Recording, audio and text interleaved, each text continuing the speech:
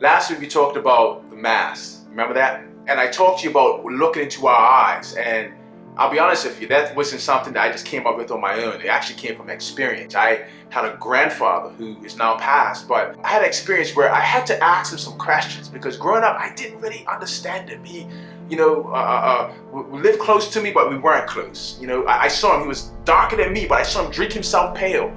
And I wrestled with, why isn't this gentleman, why does he want to share his carpentry skills with me? And then one day, as he was getting a little bit older and towards the end of his life, my mother suggested, why don't you go and listen to him? And maybe that's the message for somebody. Maybe you just need to go and listen to someone that you don't understand. And as I listened to him, I recognized that he was a broken man from boyhood trauma. He was a brilliant young man who wanted to be, I believe, a doctor or a veterinarian, but he was denied access to the only black academic high school at the time because he was deemed illegitimate, because his parents weren't married when he was born. I know, right? Crazy.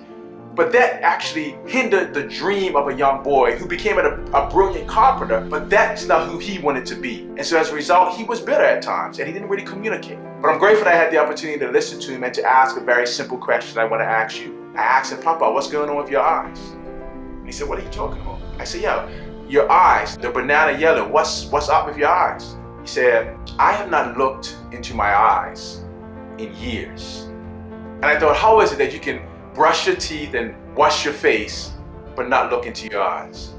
And I have a suspicion that many of us do it every single day as we rush off to jobs that we don't like, as we perhaps come home to families or marriages that we're not fulfilled in.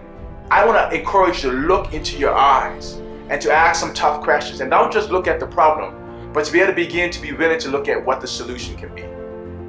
He was open to acknowledging what he was not willing to see previously. Are you willing to do that? This is the time to do it. COVID's caused us to have to look into our eyes. No more faking. No more just getting by. Now's the time to be able to be honest. And so if you want to continue on a journey of encouragement in the midst of a pandemic, in the midst of all that's going on in our world, this is the place for you. This is a movement of people that are willing to continue to press on in the midst of adversity and to claim so amazing life, even when it's not comfortable. Join us, because we believe that so amazing life is possible, and we are going to claim it.